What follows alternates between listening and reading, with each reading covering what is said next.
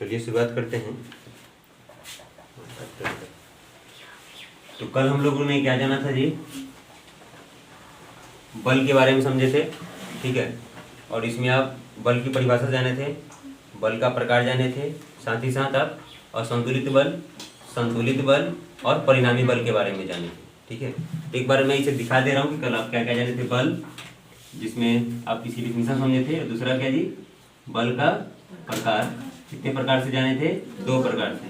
इसी तरह से आप रिवीजन भी करिएगा, ठीक है। दूरी पर क्रिया बल, ठीक है, और एक क्या है, स्पर्श बल, ठीक है। स्पर्श बल में कितना बल आया था आपका? 2, घर्षण बल और एक पेशीय बल। और दूरी पर क्रिया बल में चुंबकीय बल, गुरुत्वाकर्षण बल और विद्युतीय बल। फिर आपने क्या जाना था? संतुलित, असंतुलित और परिणामी बल। तो आज हम लोग क्या जानेंगे? न्यूटन का प्रथम गति नियम। क्या समझेंगे जी, बोलो? न्यूटन का प्रथम गति नियम, साथ ही साथ गैलीलियो का क्या जानेंगे? एक्सपेरिमेंट, ठीक है। या गैलीलियो का एक्सपेरिमेंट कह सकते हैं, हाँ, एक्सपेरिमेंट।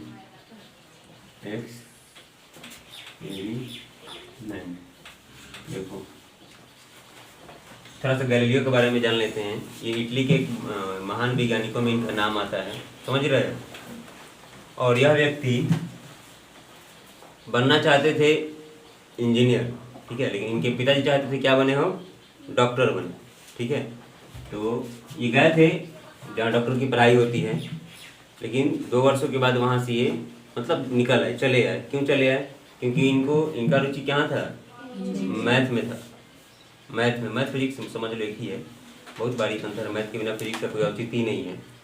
तो ये व्यक्ति वहाँ से वापस चले आए, बहुत सारी किताबें लिखी और इन्होंने गतिज ऊर्जा और ये गति पर बहुत सारा काम किया, ठीक है। इन्होंने एक अनुप्रयोग किया था, उस अनुप्रयोग का निचोड़ क्या है जरा समझिए, या वो क्या कहना चाह रहे थे। वो बोल रहे थे, कोई भी बोले हैं, आप एनसीईआरटी भी देखना, ठीक है, एनसीईआरटी भी देखना, कि अगर कोई भी व्यक्ति या कोई भी वस्तु और एक बार बल दिया जाए, मतलब एक बार बल उस पर लगाया जाए, तो हमेशा क्या रहती? गति में रहेगी, कभी रुकेगी ही नहीं। बताओ बात गलत है कि सही है? आप तो बोलो गलत है, लेकिन गलत नहीं है। उसको रुकवाने के लिए क्या चाहिए? एक बल चाहिए। जैसे आप एक बार आप साइकिल से चला दिए, साइकिल आपका क्या रहेगी? हमेशा चलते रहेगी, कभी रुकेगी ही नहीं। ऐसा होता है क्या? उसको रुकता है कोई? कौन रोकते हैं? आप नहीं रोकते हैं। तो क्या बोले ये कि अगर वस्तु चलेगी तो चलती रहेगी, बशर्ते क्या होना चाहिए? उस पर एक बल कार्य नहीं करना चाहिए। कौन सा कर? असंतुलित बल अगर कार्य करेगा तभी आप कोई भी वस्तु रुकेगा। एक आनत तल पर उन्होंने एक वस्तु लेकर प्रयोग किया था। आनत तल मतलब आप समझते हैं, जो प्ले स्कूल होता है ना, उसमें एक बच्चा नहीं रहता है, यहाँ बच्चा चढ़ के नीचे आ जाता है। यहाँ इस प्रकार के तल को क्या बोलते हैं? हम आनत तल बोलते हैं। उन्होंने क्या कहा कि अगर कोई वस्तु एक बार बल दिया जाए तो आजीवन क्या रहेगा? वो चलते रहेगा, कभी रुकेगा नहीं। शर्त क्या है? उस पर एक असंतुलित बल कार्य न करे।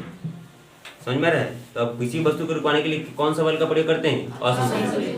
तो बताओ इन्होंने जो कहा था, बात समझ में आया आपको? क्या कहा कि कोई वस्तु हमेशा गलती करते रहेगी। कब तक गलती करेगी? जब तक उस पर आप असंतुलित बल कार्य न करें। इनके मृत्यु के बाद इनकी खोज को कौन आगे बढ़ाया है?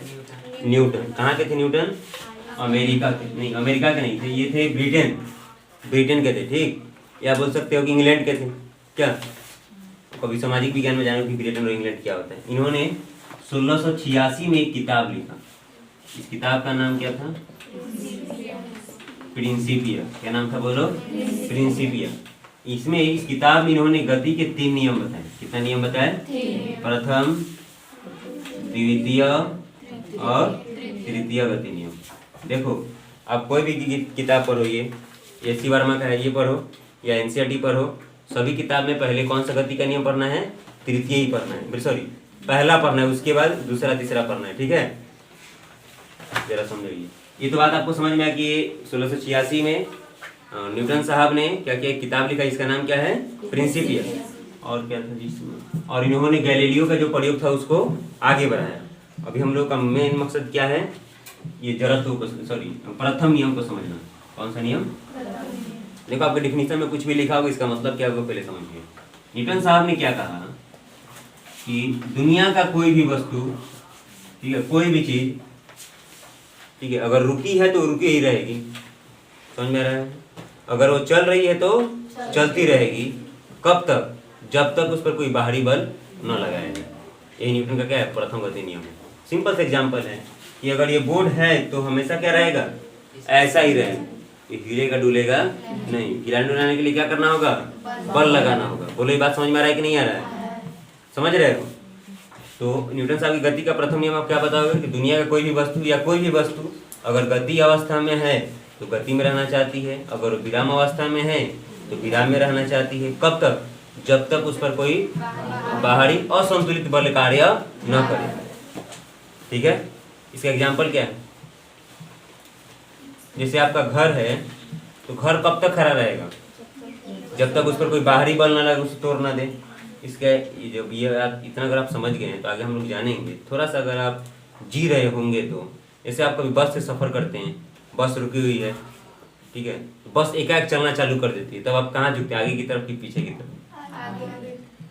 बाकी कोई बताएगा? बस जब एकाएक चलना, जब बस रुकी हुई है, ड्राइवर चल दिया धड़ाक से, मान लो दारू पिया है, धड़ाक चलना है, तो आप कहाँ जाओ, आगे के पीछे? पीछे की तरफ। इसके पीछे क्या कारण है ये भी हम लोग जानेंगे। जैसे मान लो कि आप अपने 4 चक्का से जा रहे हो, या साइकिल से ही जा रहे हो, या बाइक से ही जा रहे हो, अचानक कोई आ गया तो आप क्या करते हो, ब्रेक लेते हो, तो आदमी आगे फेंकाता है कि पीछे की तरफ? आगे की तरफ। इसके पीछे का क्या कारण है भी जानेंगे। या बस में होते हैं, एकाएक बस ड्राइवर ब्रेक लेता है तो व्यक्ति कहाँ झुकता है, आगे की तरफ। इसके भी क्या कारण है हम लोग जानेंगे। इतना आप पहले समझ लीजिए कि न्यूटन का प्रथम गति नियम क्या है। तो आप क्या बताओगे कि दुनिया का कोई भी वस्तु या कोई भी चीज अगर वो विराम में है तो विराम में रहना चाहती है, अगर वो गति में है तो गति में रहना चाहती है। कब तक? जब तक उस पर कोई बाहरी असंतुलित बल कार्य ना करे तब, ठीक है। एक और चीज समझ लो, जड़त्व। क्या समझ लो? पहले जड़त्व ही बताना चाहिए, तब ये बताना चाहिए, ठीक है ना।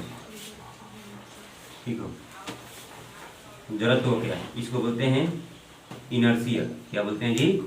इनर्शिया। इसको भौतिक राशि माना जाए या गुण माना जाए, तो मेरे समझ से इसको भौतिक राशि ही समझ लिया जाए, ठीक है। तो भौतिक राशि होगा तो उसका कोई ना कोई मात्रक होता होगा।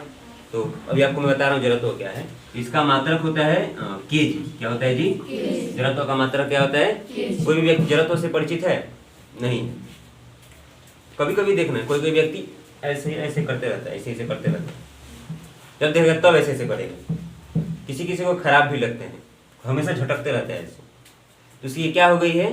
आदत हो गई है। इस आदत को कम करने के लिए क्या करना पड़ेगा? इस आदत को, जैसे कि मान लो कोई विद्यार्थी है, बार बार ऐसे ऐसे झटक रहा है, तब आप क्या करोगे? उसको मुझे मारना पड़ेगा। क्या करना पड़ेगा? जब करेगा तब मारना पड़ेगा, मतलब बल का प्रयोग करना पड़ेगा। तब हो सके तो क्या कर दे? छोड़ दे। क्या कर दे? छोड़ दे। बात समझ में आ रहा है? तो जरा तो एक प्रकार का समझ लो आदत है। किसी वस्तु का क्या है? आदत है। इस आदत में वह जिस अवस्था में है ना, उसी अवस्था में रहना चाहेगा, उसको छोड़ना नहीं चाहेगा। बस इसको छुड़वाने के लिए क्या करना पड़ेगा? बल लगाना पड़ेगा। जैसे बार बार ऐसे कोई कर रहा है, एक प्रकार का क्या हुआ, ये आदत हुआ है, उसका स्वभाव हुआ। इसको बंद कराने के लिए करना पड़ेगा। तो जरा तो क्या है? किसी वस्तु का एक गुण है, जिस गुण के कारण वो जिस अवस्था में है उसी अवस्था में रहना चाहती है। इसको हटाने के लिए क्या करना पड़ता है? बोलो, बल का प्रयोग करना पड़ता है। आया समझ में? एक होता। तो जिस वस्तु में जितना ज्यादा द्रव्यमान होगा उसमें जड़त्व का मान उतना ही ज्यादा होगा, या जड़त्व गुण उतना ही ज्यादा होगा। इसलिए जड़त्व यानी इनर्शिया का ईसाई मात्रा क्या होता है? केजी। आया समझ में? बात समझ में आ रहा है? समझ गए? समझ गए। तो आप बताओ, कभी कभी एग्जाम में पूछ लिया जाता है आपसे कि न्यूटन के प्रथम गति नियम से क्या क्या जानकारी मिलती है, ठीक है। जरा समझना। एक और बात, मैंने क्या कहा आपसे कि जड़त्व, अगर कोई वस्तु चल रही है तो चलती रहेगी, अगर वह रुकी हुई है तो रुकी रहेगी। इस गुण को भी हम क्या बोलते हैं? जड़त्व बोलते हैं। जरा देखना, यही तो बल की परिभाषा हो रहा है कि नहीं हो रहा है? कि बल हम किसे कहेंगे? अगर कोई वस्तु रुकी हुई है तो उसको हम चलाने के लिए जिसका प्रयोग करते हो बल है, और कोई वस्तु चल रही है उसको रुकवाने के लिए जिसका प्रयोग करते हो बल है।